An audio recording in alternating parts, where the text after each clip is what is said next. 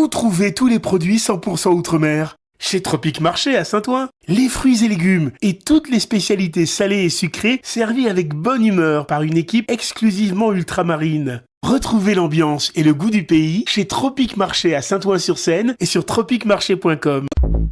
Mayotte, actualité. Décès de Mohamadi Soumaïla, conseiller municipal de Chiconi, rentrée scolaire, faits divers et nous finirons avec le 967 FM aussi pour nous écouter. Mais tout d'abord, à la une de ce journal, le programme de la visite officielle du ministre de l'Intérieur et des Outre-mer, Gérald Darmanin. Il était attendu avec le ministre délégué chargé des Outre-mer, Philippe Vigier, le 1er et 2 novembre sur notre île, pour un voyage essentiellement consacré à la problématique de l'eau, à la sécurité et à l'immigration. Malheureusement, hier, par un communiqué, le ministre Gérald Darmanin a annoncé qu'en raison d'une tempête importante sur la côte atlantique, il n'allait pas pouvoir honorer son rendez-vous à Mayotte. Il explique, je cite, « Cette tempête pourrait engendrer des phénomènes météorologiques d'ampleur, notamment de violentes rafales de vent, des vagues submersions ainsi que des inondations. En conséquence, afin de coordonner la mobilisation de l'ensemble des services de l'État, en particulier de la sécurité civile, le voyage est reporté. » Fin de citation. En revanche, le ministre délégué chargé des Outre-mer, Philippe Vigier, est toujours annoncé sur notre département pour une visite de 48 heures sur la thématique de l'eau. Ce sera son 3e déplacement sur notre île. Évidemment, Mayotte regrette que Darmanin n'ait pu maintenir sa visite tant les enjeux de la loi immigration résonnent avec une acuité particulière sur notre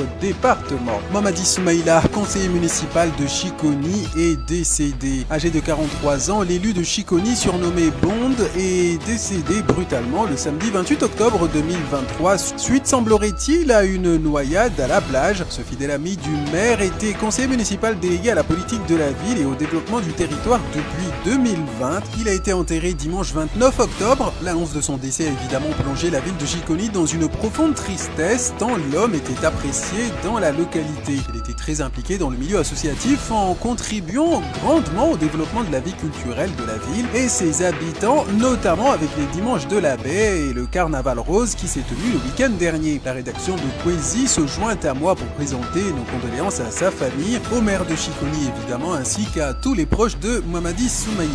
Suite de ce journal avec la rentrée scolaire. Nous vous en parlions hier. La rentrée d'hier était une rentrée de toutes les tensions et effectivement ce lundi 30 octobre, après 2 semaines de vacances, certains établissements de Mayotte ont connu des dysfonctionnements qui ont perturbé les élèves mais aussi les parents. Et malgré les tensions de ces dernières semaines, le collège Kawini 1 à Mamoudzou et la cité scolaire de Bandelier ont pu accueillir les élèves. Certains enseignants absents ont laissé des élèves devant des classes dépourvues d'enseignants. Dans plusieurs villages de Mayotte, des dysfonctionnements ont impacté cette rentrée. C'était notamment le cas à l'école élémentaire de Vaïbé 2 où les parents ont trouvé porte close faute d'eau courante malgré la présence de cuves d'eau. Une mère de famille a expliqué son désarroi en ces termes, je cite, « Je viens d'apprendre qu'il n'y a pas d'école aujourd'hui parce qu'il n'y a pas d'eau. Cela arrive beaucoup trop souvent cette année depuis la modification des tours d'eau. Nos enfants n'ont presque pas eu cours cette année. Mon fils doit aller au collège l'année prochaine et il risque d'en rencontrer des difficultés scolaires. C'est inacceptable. » Fin de citation. Fait divers pour la suite de ce journal avec cette mésaventure tout aussi inacceptable. Et il s'agit de la mésaventure d'une femme qui avait été enlevée à Kungu par un faux chauffeur de taxi. Alors qu'elle croyait être montée dans un taxi, c'est au moment où elle a annoncé sa destination qu'elle s'est rendue compte que le véhicule n'allait pas la déposer où elle souhaitait se rendre. Alors prisonnière, la malheureuse a témoigné avoir demandé à plusieurs reprises à sortir, mais le conducteur et ses 2 passagers qui semblaient complices ont refusé. La femme a dû profiter d'un ralentissement de la voiture à l'intérieur du village de Kungu pour sortir du véhicule, encore en marche, et hurler pour qu'on lui porte secours.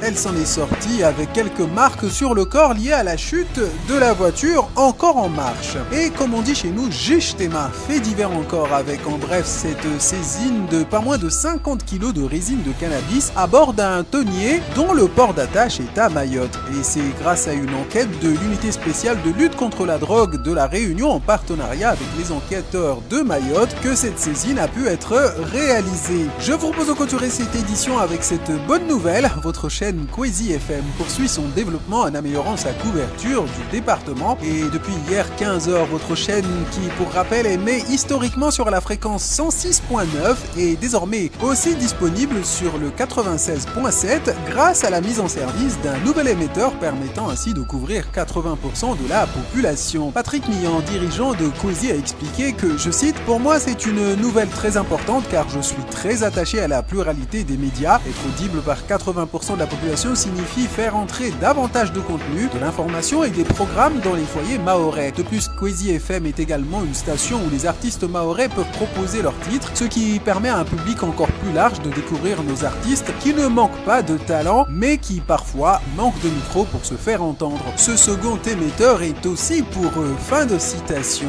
Évidemment, c'est aussi une belle reconnaissance par l'Arcom qui a attribué cette deuxième fréquence à Kwezi pour le travail accompli. O-News Radio sur outremernews.fr.